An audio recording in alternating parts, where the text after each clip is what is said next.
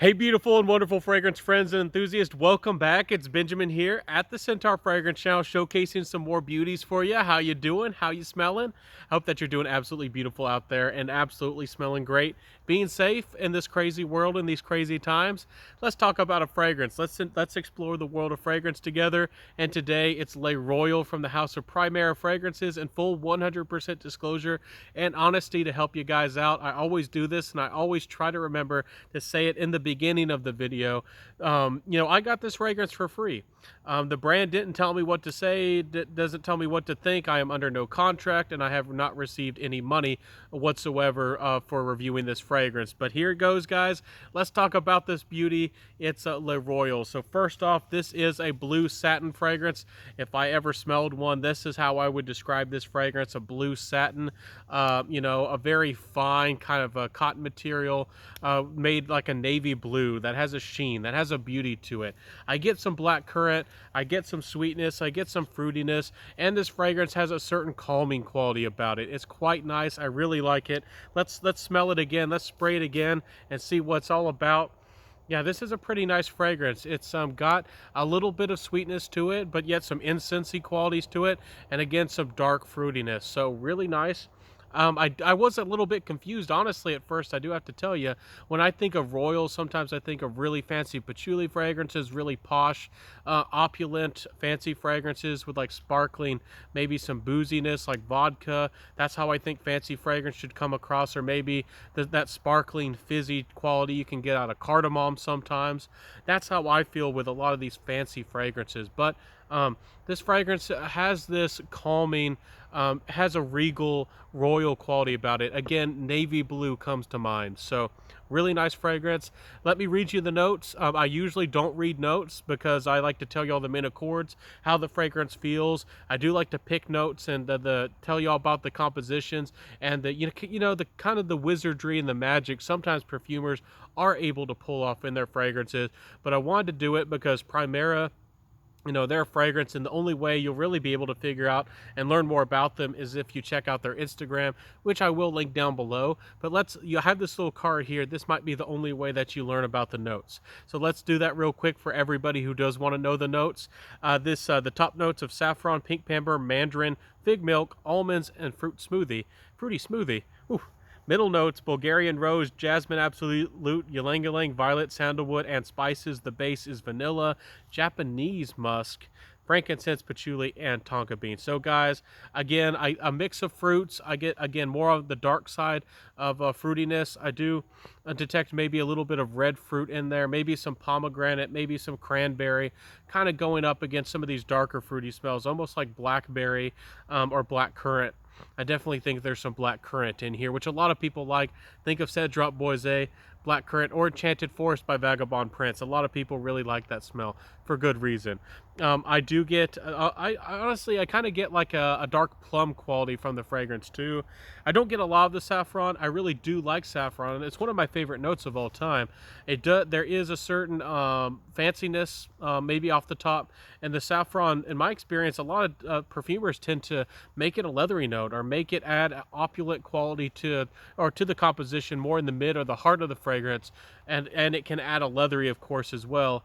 But almost like in adding, kind of adding more of a body to a fragrance, almost like patchouli. You know how perfumers can use patchouli, but here the saffron to me is more on the top.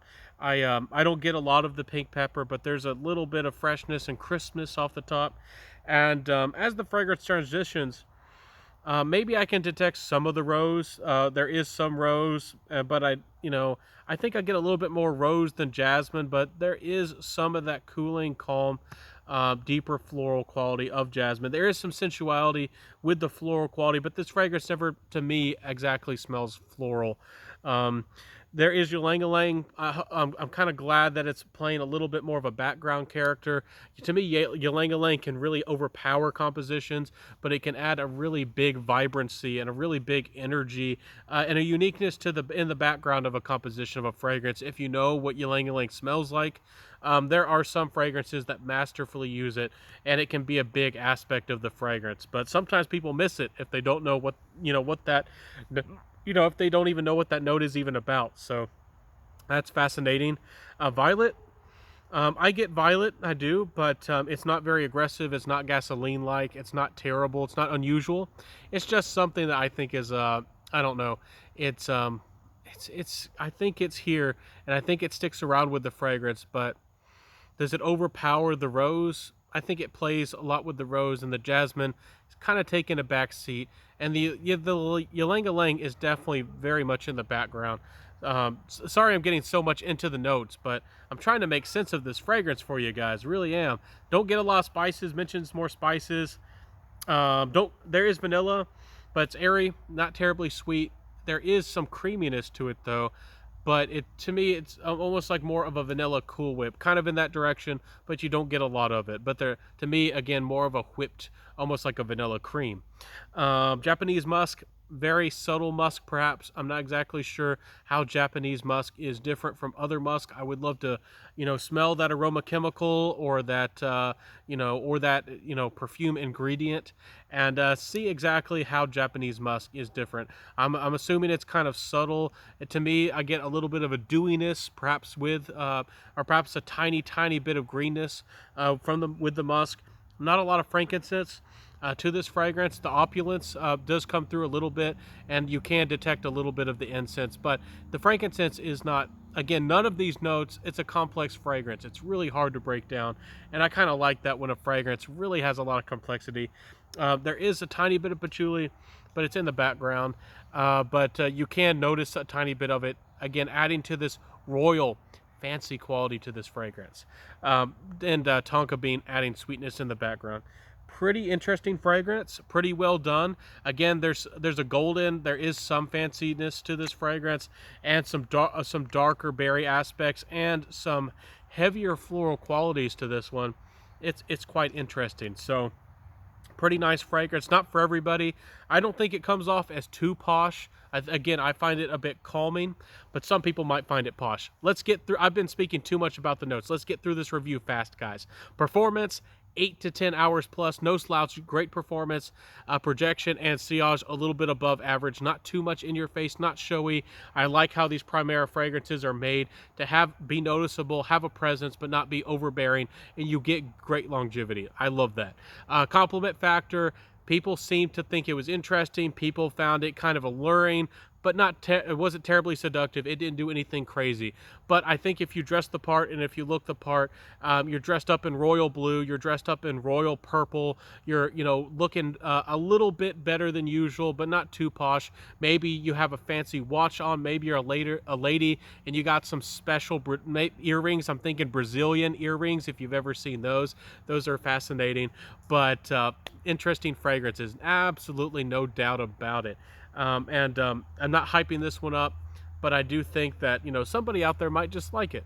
My final thoughts are these are about $180 for 100 mils. I think it's a little bit steep. I think the quality is good, no doubt about it, and there are things that add richness to this fragrance. There is richness, but almost would wish, my nose, me liking gourmand fragrances, almost would wish it was a little bit heavier, but has a nice balance. It has a nice balance for sure of things, and that's one thing I can say, that there's a lot going into this fragrance: fruit, florals, incense, and some heavier, richer notes, and it all comes together to have this very balanced feel about it. And I think that speaks to some of the creativity and some of the talent of this perfumer, because I don't know that everybody can do that. But who knows? I don't know all the details behind this brand, but it's creative for sure. So guys, I'm going to wrap this review up. I think $180 is a bit much. I do think you have to like this fragrance, or any fragrance, to really fork out a lot of money for it. That's why I encourage you to buy the fragrances and find the fragrances that you love. That's what my channel is all about. If you liked hearing about this review today, if you liked hearing my thoughts and you like what you saw, please like, comment, subscribe, hit that notification bell, just hit that dang bell, and I'll see you next time, everybody. Wear what you love, rock what you got, stay safe out there, and I hope that you're being safe out there. It's crazy. I'll see you next time, everybody. Peace out and bye.